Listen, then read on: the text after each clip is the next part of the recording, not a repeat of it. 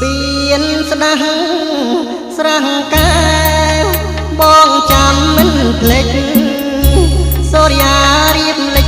យើងបានសាសងវត្តកំពង់ព្រះយើងអត់ធូបសងនាងតាភូមិដងជួយចាំសំដី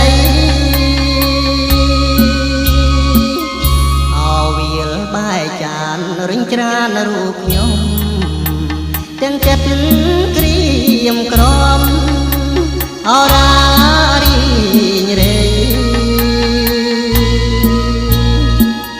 ប្រត់ពី